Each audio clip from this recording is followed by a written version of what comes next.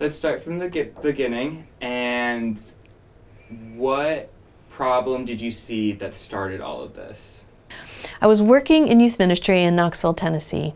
I had a lot at my disposal. I had financial resources. I had a ton of wonderful volunteers who were committed to the vision of caring for young people in the church. And we'd been doing this for a while, so we kind of had our footing in. We knew what this was about. In fact, I would say we were doing a really good job. But I was there long enough that I ended up seeing what came out of the ministry. So on one hand, there were people who today I could point to who are pastors and leaders and social workers and deeply committed Christians involved in their churches. But on the other hand, there's a whole other storyline of young people whose faith had not remained as strong, who maybe in a way that we would say it had fallen away. So it just internally I became curious, why is this? What is it that we're doing when supposedly we're doing what's right? And we're not seeing this we're not seeing faith really take hold in people's lives as much as we thought that we would have. Right. So what specifics did you see that your church was doing that you didn't see these things occurring? Like, what did it look like on the other side? So I think of a young person who was at everything we did. They came to the Bible studies. They had a family who came with them to church. They came on retreats. They went through discipleship programs. They understood and were able to articulate their faith clearly. But off they went after high school to college, and they would not be part of this, or maybe describe it as that was a phase to which I was involved in at one point. It was good. It was a good phase, but it's really not for me. Okay. So you talk about there's no such thing as a singular Christian. Can you describe what you mean by that? I discovered something very straightforward.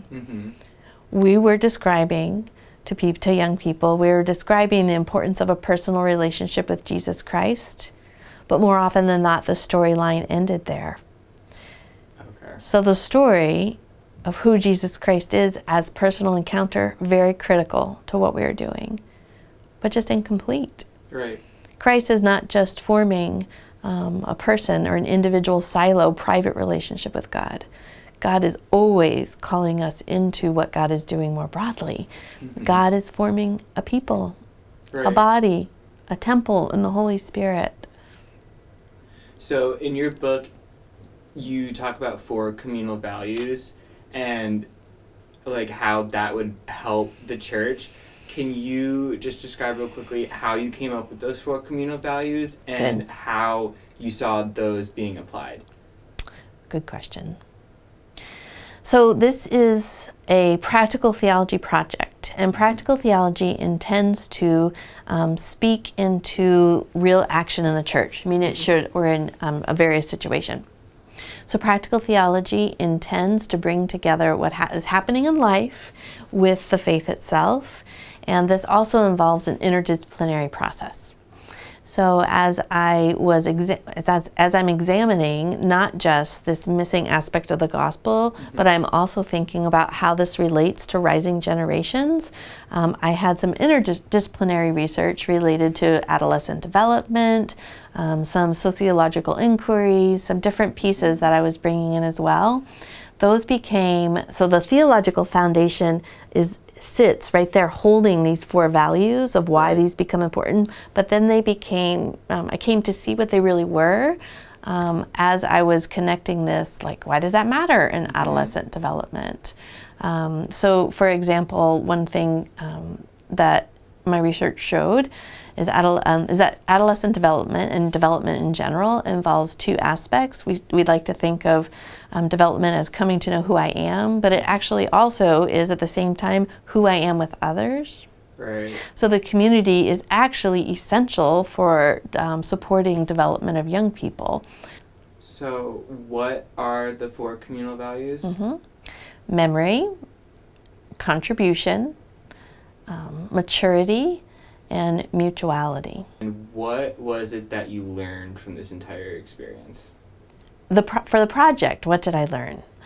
I learned that, it's a project that started at a very kind of dark and sad place. Mm-hmm. I had to look at and examine ministry of which I led, and to bring questions about what we had done, and what we had done well, and still be able to value that, and yet recognizing that there were parts of what we had done that wasn't done as well.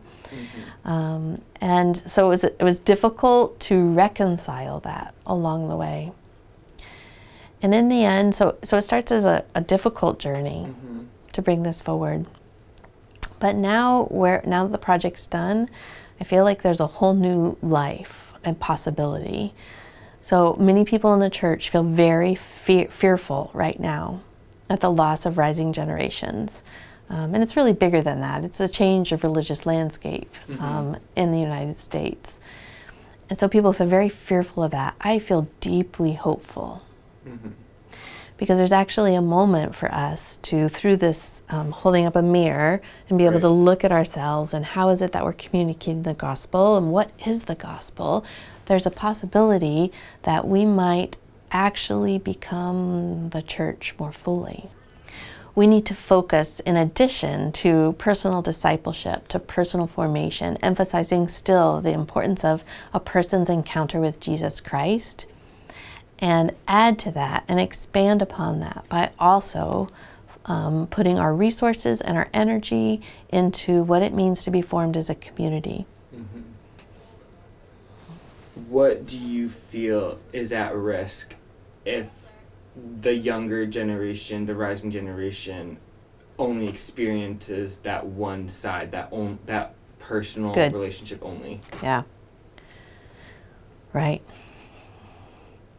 So if people walk away from different ministries and experiences of the faith, and they walk away thinking, this is about me and Jesus, mm-hmm. they will leave the community of faith. Wow. That's bad. But I actually am very aware of, there's a movement, I don't want to say it that way. Rising generations seek community. Mm-hmm. And they will find community. The question is whether or not they'll find it in the church. Right. The church is going to look different. It's not just about the building, mm-hmm. right? And it's not going to look like, maybe have some of the same practices. Mm-hmm. But I actually think that rising generations are going to reform the church. Great.